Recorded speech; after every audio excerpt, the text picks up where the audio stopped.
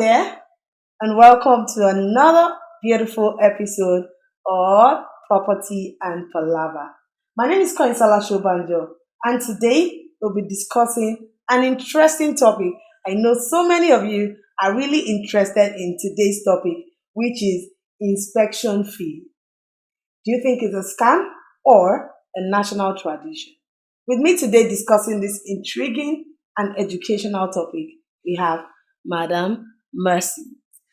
Hi, good afternoon. Thank you for having me here. Thank you very much. Thank you for joining us on today's show. So let's start from the beginning. What exactly is inspection fee? And why is it so common within Lagos? Okay, inspection fee is that fee that a realtor or an agent, as we all know, ask or collect from their clients before taking them to a property, to showcase any property. And why is it common in Lagos?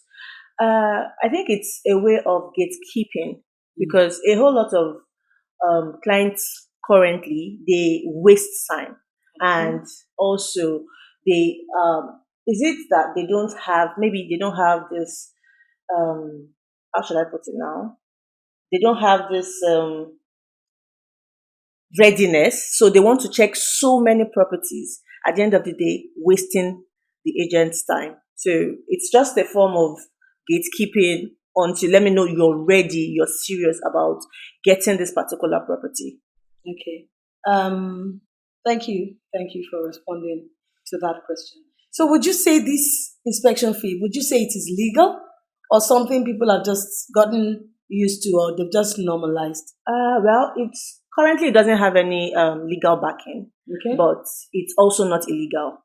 You get, because I know some realtors who don't collect inspection fee. For someone like me, I don't collect inspection fee, but I'll make sure I read my clients. I see the readiness in my clients before taking them out. You get, but it's not illegal, and it's also not. It doesn't also have any legal backing. Okay. So if you're going to trace it down memory lane or trace it down back to reality, at what point do you think or do you know that this inspection fee became acceptable? Okay, so I would say first, the fact that there is no regulation. There's no regulation in the industry, so you just have to accept it. One, two, everybody is looking out for themselves. You come to me, oh, you want to rent this property, you want to buy this property, and you're talking to like 10, 15 other agents. You get, so this is, as I said earlier, it is a way of gatekeeping. You get, so at the end of the day, we just have to accept it. If this agent tell you, oh, I take inspection fee, you also have to do your own findings before paying that agent to know, okay, what does this inspection fee covers? You get, so are these inspection fees, are they refundable or not? Well, some realtors refund, okay, and some don't. Okay. Yes. On what grounds? Looking at it from my perspective, I'm looking at it and thinking, if you get you can tell me what you think about my opinion. If you get inspection fee from a client or from a prospect, and the person ends up buying that property, I feel like the agent or the real estate consultant should refund that money since the person has bought the property or paid for that property. Okay. In my opinion, I think it should be stated as refundable inspection fee. If they don't then go on to get the property, it's gone. Yes. So maybe draw terms and say when you eventually buy the property, it will be refunded. What do you think? Okay. So it differs. Okay. So as I said, I don't collect inspection fee. But if I have to collect, because say for instance, in my interior design business, I collect inspection fee because it covers for consultation, transportation, and every other thing. At times we are going to be on site 2 days, 3 days, it covers for that. So for realtors who collect inspection fee, you can tell your clients, oh, it's refundable, and the client can go ahead. And there are some clients you tell, I collect inspection fee, and they'll be like, nah, I'm not doing this with you. You get, so for you to like have that client to yourself. You can tell them, especially when you understand, because one thing is you having a client, another thing is you understanding your client. You don't just have a client and you're just moving. You have to know this person. You would have discussed with this Wait. person, and you know how this person will be able to part with their money. You get so. Also, it also shows professionalism. If you say, "Oh, your inspection fee is refundable," I think it would also make the client be like, "Oh yes, I think I can work with this With person. this This person. person is not just collecting the money," and you understand. And you also state out what this inspection fee covers. Okay. You get so that's it.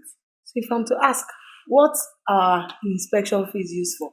Okay, so one, your logistics, transportation, moving your Okay. client from one spot to the other. Okay. Two, some agents use it as a passive means of passive stream of income, which is actually Wow. wrong, but that's for some. And also, it covers you relating with, let's say, for instance, you're doing rentals.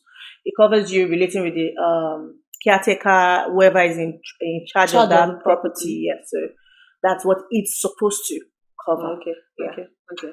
Thank you, Madam Mercy. I would like to ask again. Have you seen a situation where one client or prospect is being scammed by paying several agents that inspection fee? Yeah, that is like a random thing in Lagos. Oh wow. Yes, and I think he's already leaving Lagos now, or he's extending to other states. Parts of yes, the other country. states. I know a friend of mine talked about it in Port Harcourt. I know a client who just bought a property here in Lagos and was like, "Oh, when he just left the east, he stayed in Ibadan, and he said, God, that's really give him the ginger to, excuse me, to try to get his own apartment."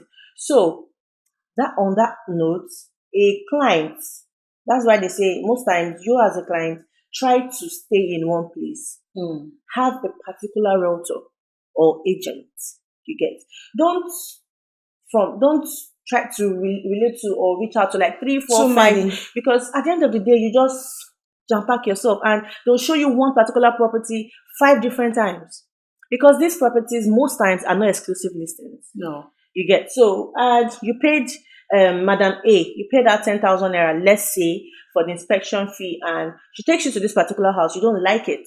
It's not what you expected, and you're like, oh no, I don't want it. Then another person, you paid another 10K to this person, and this person takes you to that same property. You get, but if you're with one person and you've told this person, this is the kind of property I want, and the person tells you, oh, this is what is obtainable with your budget, you get, there's no how.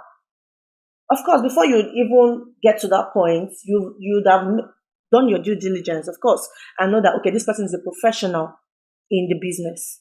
You get, so it happens, yes. If you have different realtors, different agents, you definitely pay different to the ones that collect. You definitely pay, and they'll keep showing the same property all over again. So, all right, thank you. I'm sure that's quite educative for quite a number of people.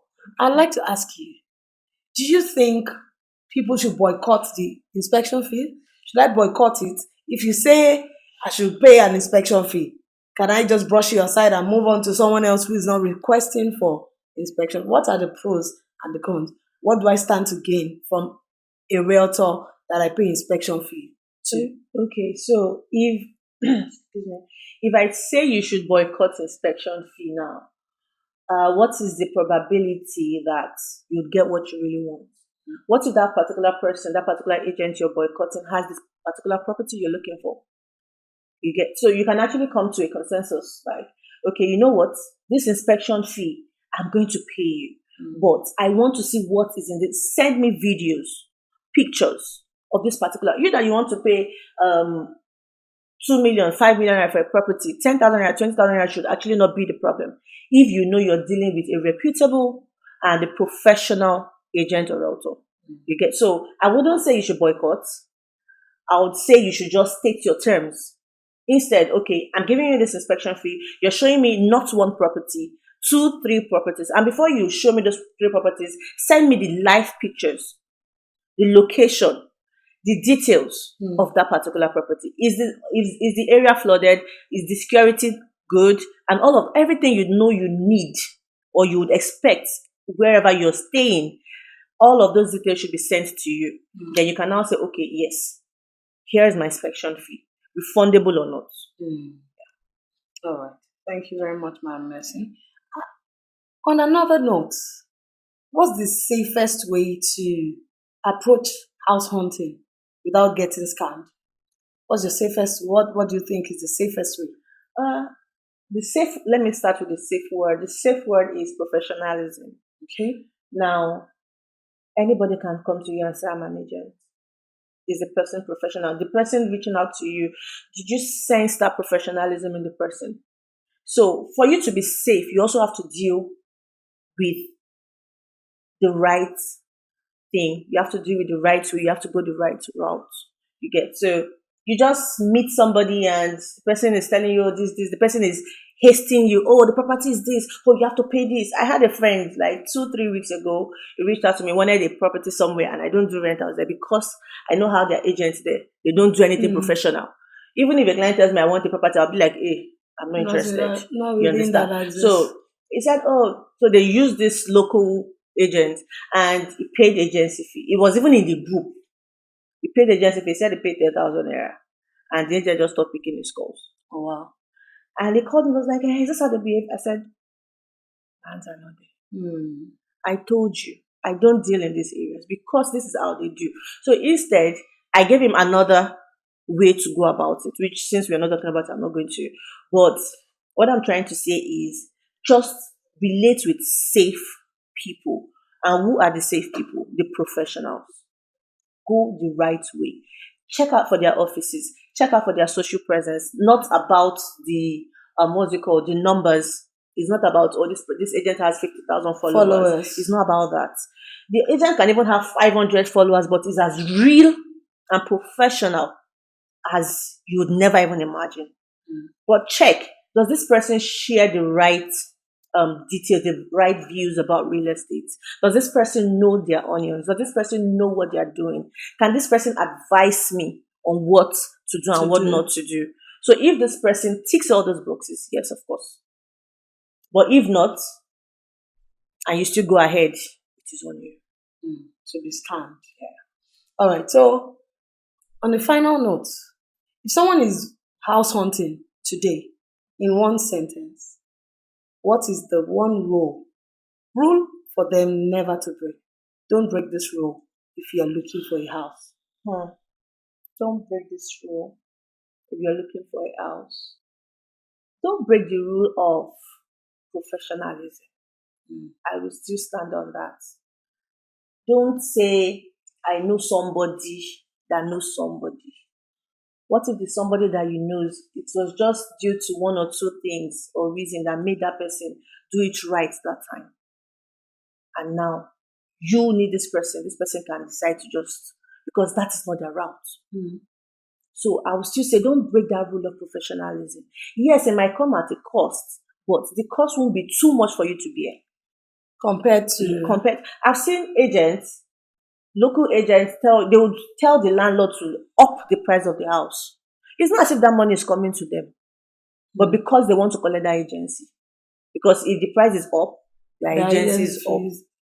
I know a place, a site in Lagos where their agency fee is 20%. Some even do as high as 30%. Wow. Yes. So when the government did this regulation and they said, 10%, blah, blah, blah, blah, blah, they've still not changed till now. Oh, wow. They still do the 20, 30, 25%. Is it our fault? No. But you as the client, you that is in need of this thing, go the right way.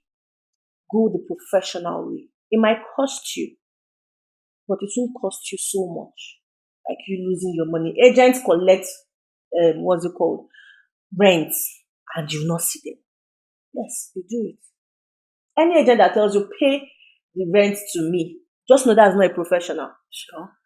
Except you've seen that, okay, there is a document from the owner of the house stating that, okay, the facility has been handed over to this person or this company for management. And you see all the details, you see the document. And it shouldn't even be a personal account. You understand? So it's still professionalism. Don't Okay. break that rule. Okay. So just before you go, on this show, we usually ask this question for you to rate a certain location within Lagos. Okay. And today we'd just like for you to rate Surulere Wow. on a scale of 1 to 10. 10 being the highest, I mean the best, Mhm. and 1 being the lowest, being not so fantastic.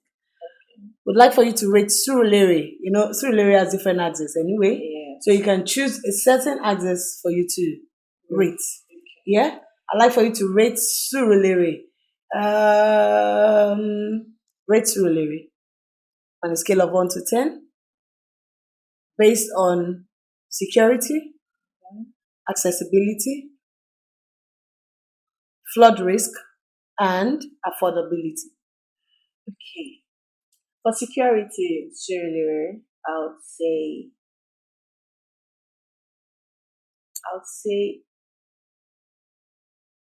9. Fantastic. Because why? A lot of clothes now, they're having their own gates, they're manning their gates now. So, and this person knows this person. If someone new is coming, everybody's alert. Like, So they are familiar you with one understand another. Yes, so I'll rate it 9. For affordability, hey, so there is running with Lekki now. So Wow. it's running with Lekki. I can't lie. I can't lie. And to even see houses in Surulere now is like government appointment. Wow. So affordability, ah, I'll give it a 4. Wow. For you to get a good house, it's not cheap. It doesn't come cheap. I'll give it a 4.